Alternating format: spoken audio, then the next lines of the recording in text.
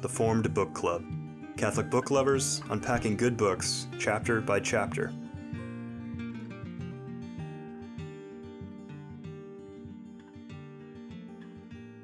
Welcome to the Formed Book Club.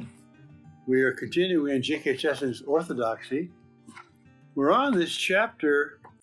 What chapter is it? It's chapter 5. I think. The Flag of the World. It's a great chapter. We're going to come into chapter 6, the paradoxes of Christianity.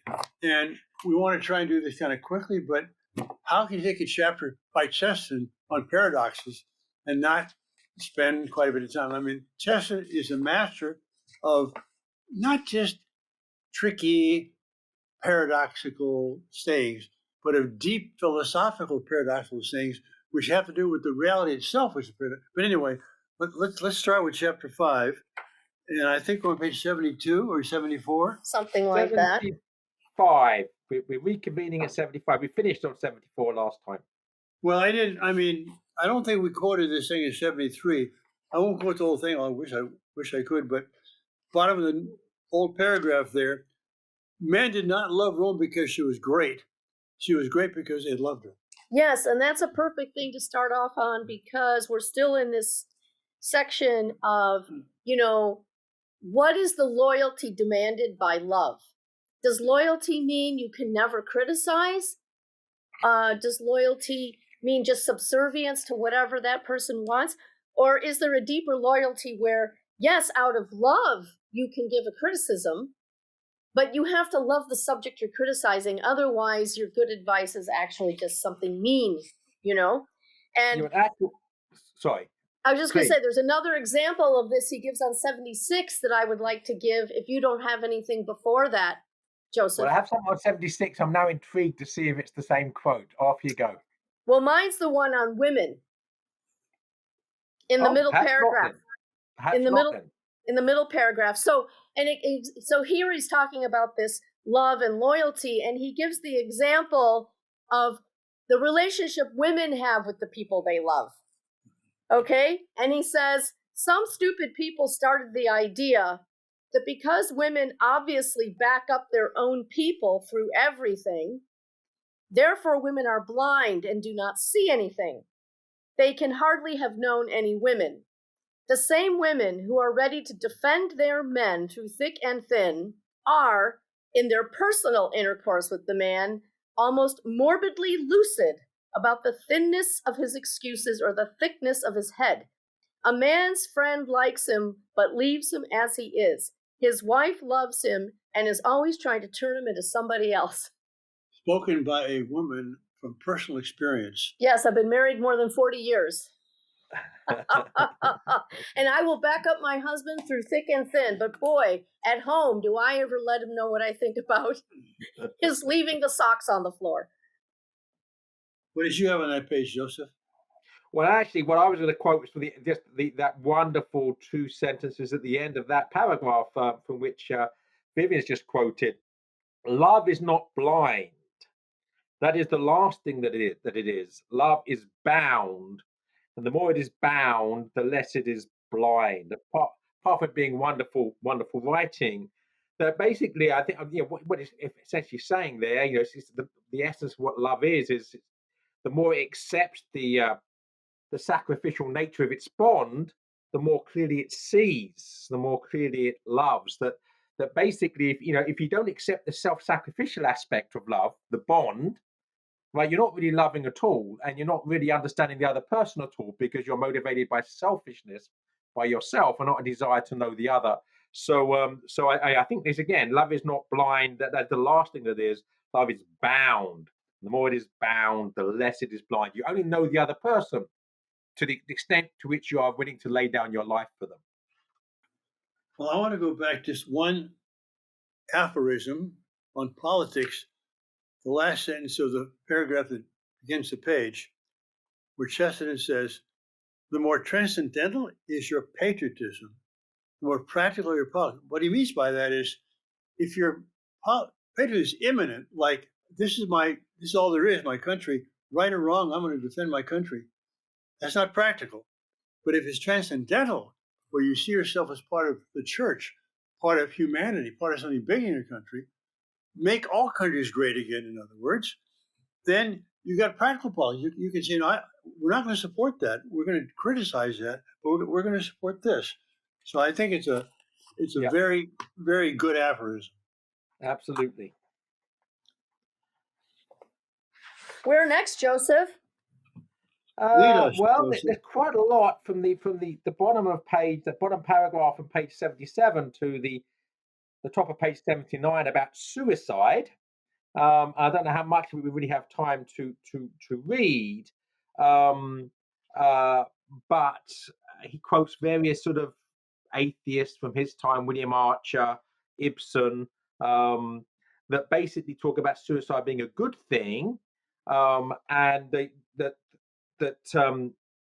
way that he actually Chesterton, I love this, right? Where do we start? In all this sort of pro-suicide talk, he says, I found myself utterly hostile, towards the top of page 78, utterly hostile to many who call themselves liberal and humane. Not only is suicide a sin, it is the sin, which is the ultimate and the absolute evil, the refusal to take an interest in existence, the refusal to take the oath of loyalty to life. The man who kills a man kills a man. The man who kills himself kills all men. As far as he is concerned, he wipes out the world. His act is worse, symbolically considered, than the rape or dynamite outrage, which destroys all buildings. It insults all women. So we get from the suicide of thought, this reductionism of materialism, to thoughts of suicide. And the whole idea of William Archer there, this Nietzschean atheist, talking about in the golden age of the future, there will be penny in the slot machines where man can kill himself for a penny. And the one thing we always forget is that someone can regret a bad decision, right? You might do something really stupid, and we all do things that are really stupid, and then we regret them later. Well, suicide is something you can't regret later, right? You, for one particular moment, for one particular reason, you feel despair. And if it's that easy, during that moment of weakness, to put your penny in the slot machine and have yourself terminated, but how many people would senselessly kill themselves when 10 or 15 minutes later they would have wished they hadn't done so? Right, which is why these laws that are going into effect, UK, Canada, Netherlands, different states here in this country, this so-called assisted suicide laws and so on. I mean, they claim, the advocates claim, that people have plenty of time to consider and they have to meet these criteria and so on. But the fact is that if you're aiding and abetting someone in doing something, that they're never going to have I shouldn't say never have the possibility to regret, because we all know that famous story from The Cure of Ars, where the woman went to him after her husband had committed suicide, because of course she was fearing for his soul being lost. And the priest said to her, don't worry, madam, between the precipice and the rocks, he repented. So, but still, you don't want helping and making it easier for somebody to destroy himself. How is this possibly humane? Now, help them with their pain and help them with their depression and help them with their whatever they're going through, but to help them to destroy their life. Yeah, and the other thing is obviously quite in purely practical terms, it's going to put pressure on people when they become old and frail and burden, right? That's right. Put pressure on them to accede to the idea of having themselves killed prematurely because they don't want to be a burden. Right? That's an extra burden that an old person and a frail person doesn't need.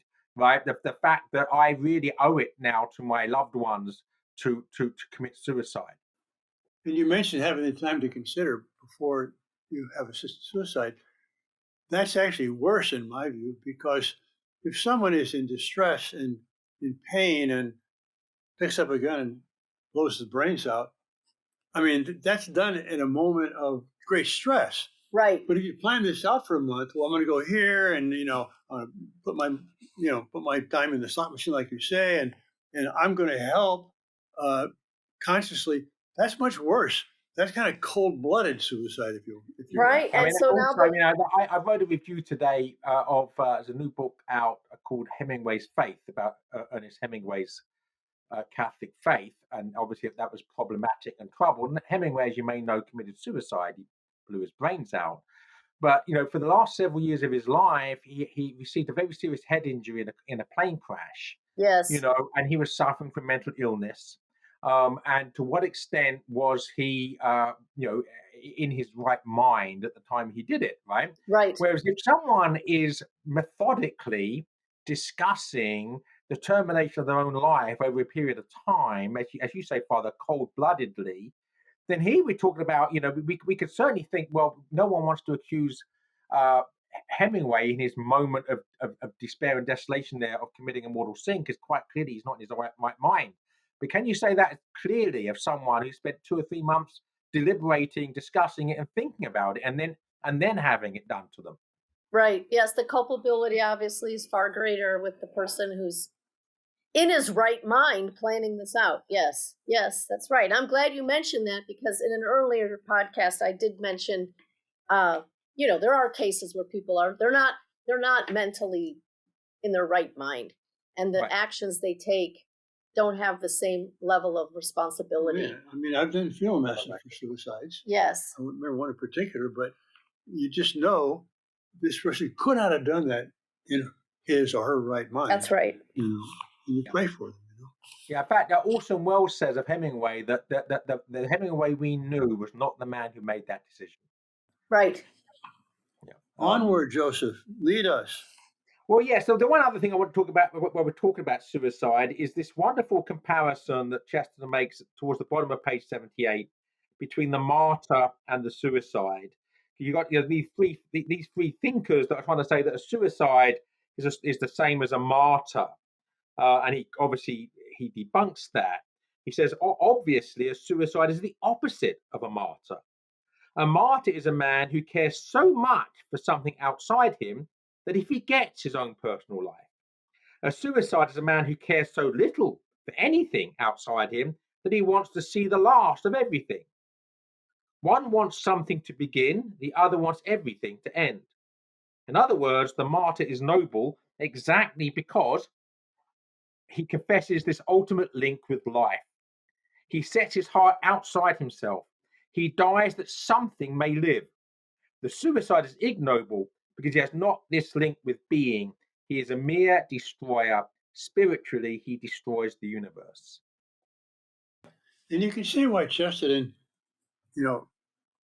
why his thought crystallizes around this, because he is someone who saw wonder, beauty, joy, glory everywhere, in a fly, in a piece of cheese, in a door, in the door jamb, whatever it might be. And so for him to have someone who doesn't appreciate anything, nothing is good enough for him. It had to be for himself, the greatest crime against being, not to rejoice in it. And I think we picked this up earlier in other things we've read of his. And Joseph, you wrote a biography of him, so you know better than we do. But didn't Chesterton go through his own sort of existential crisis? I mean, wasn't he sort of tempted to despair, and then, by an act of grace, a gift of grace, he repudiated that. Yeah, I mean, so in his autobiography, he talks about this, and in many respects, this is actually an autobiography. This is a spiritual autobiography. Yes. When he was at the Slade School of Art of the University of London in the early 1890s, he became, I say, enamored of. He became interested in and believing up to a point in the ideas of philosophers such as Schopenhauer. That we can't even be sure that matter exists. The only thing we can be sure of is mind. And once that Chesterton sort of began to dabble with that idea, then he sort of thought, well, this is the absolute madness. If there's nothing exists except what I think, right? And so that this was the closest he got to desolation. I wouldn't necessarily say despair. Then he said, I was saved by one thin thread of thanks. right? He just said, well, even if this world is just a dream, it's not a nightmare. I can be grateful for whatever it is that exists. It's a good thing, and that was the beginning of his getting out of this funk, if you like, this sort of miasma of Schopenhauer's, nothing. There's only mind. Very good. So where to here? Oh, I just want this contrast between the suicide and the martyr is also relevant because of the Islamic so-called martyrs, which commit suicide murder, and yet they call that a martyrdom. So it is important. I'm glad we have thinkers like Chesterton around who can keep the distinction real for us, that no, martyrdom, suicide, murder, they're dead bodies after all of these things, but that doesn't make them the same. No, exactly. This is someone who commits suicide by killing other people. Yes. I mean, that's even worse than straightforward suicide, but you're only killing yourself. Yeah, it's one thing to accept that you're persecuted and put to death. It's another thing to actually actively kill yourself to destroy others, especially innocent others. Because the whole point of terrorism is not to attack someone who's your enemy directly, but to sow fear into people that everybody's a target. Yes. Whether innocent or not. Yes. Yeah. Joseph. One thing I said on page 80 here, the first full paragraph, I love this as the difference between objectivism, reality, and relativism.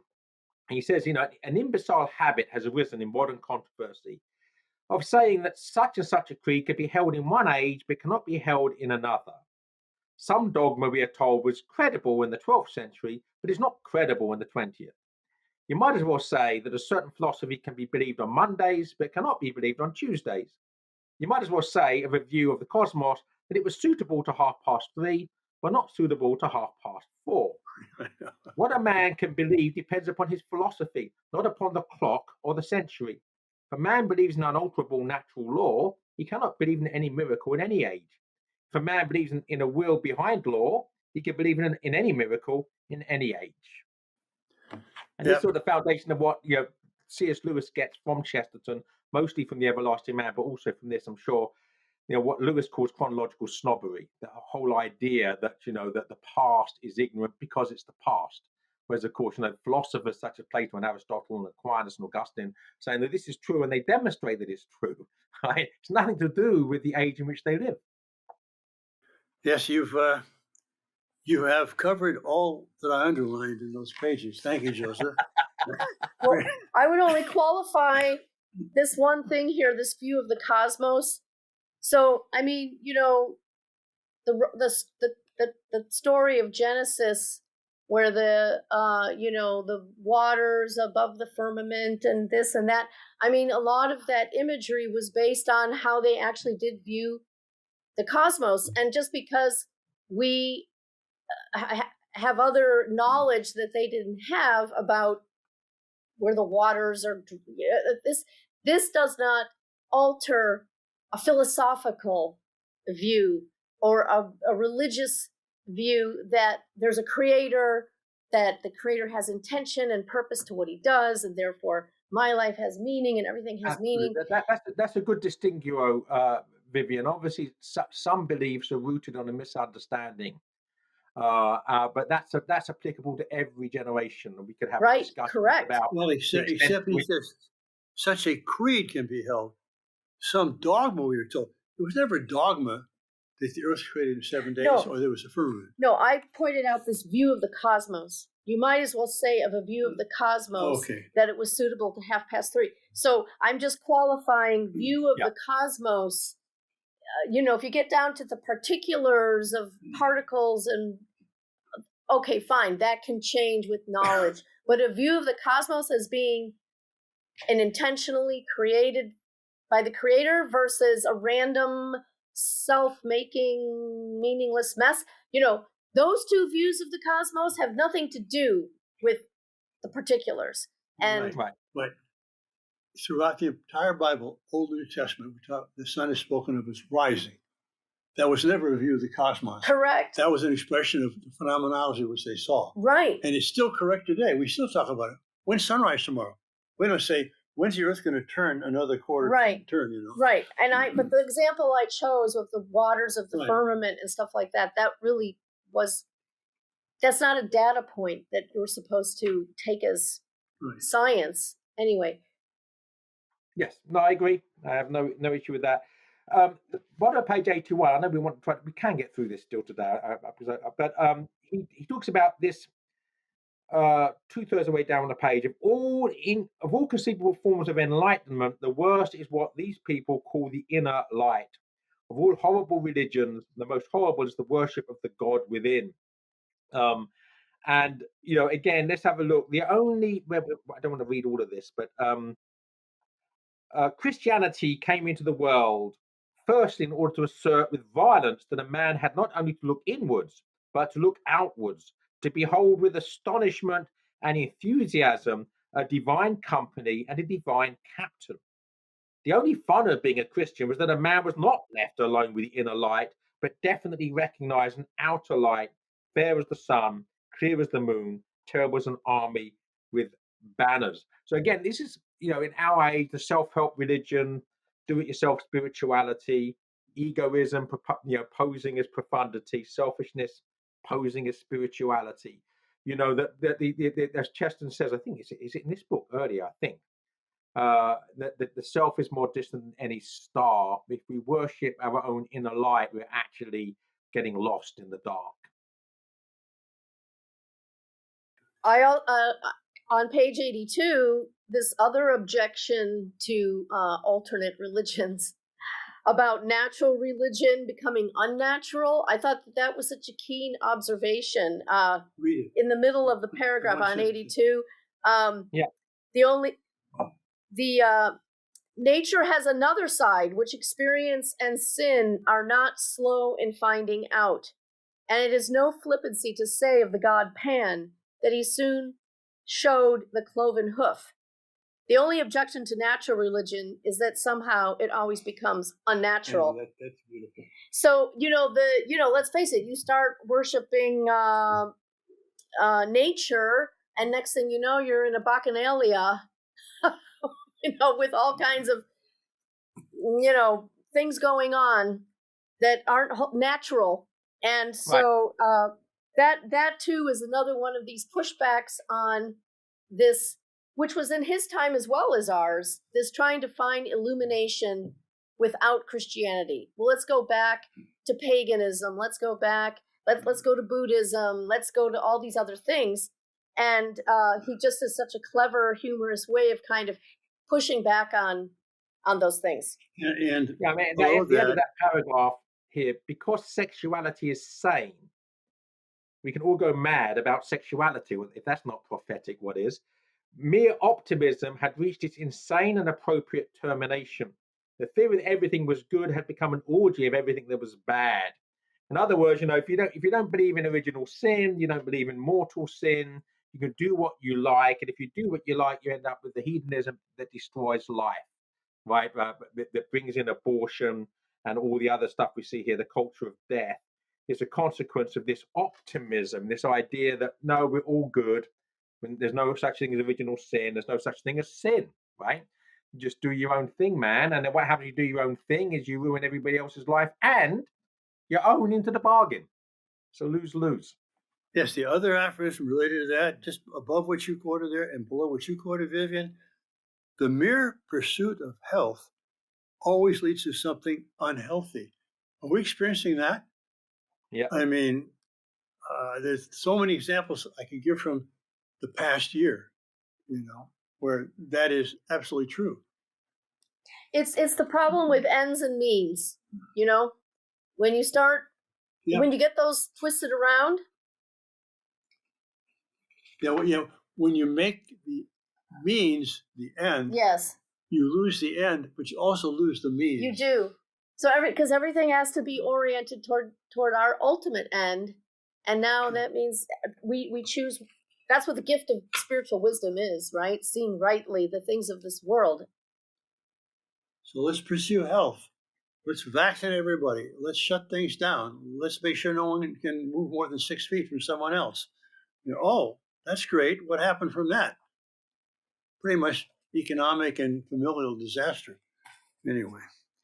So if I don't know if you want to try to finish, obviously we're at 30 minutes. I'm quite happy if you would like to stop here. Sort of summarize. We're not going to make the end of the chapter, so let us quit while we're ahead on page 83 and come back in the next session. Okay. Thanks, Sounds everyone. good. If you enjoyed this discussion, please help spread the word about the Forum Book Club by subscribing to the podcast and writing a review. You can sign up for weekly updates at forumedbookclub.ignatius.com.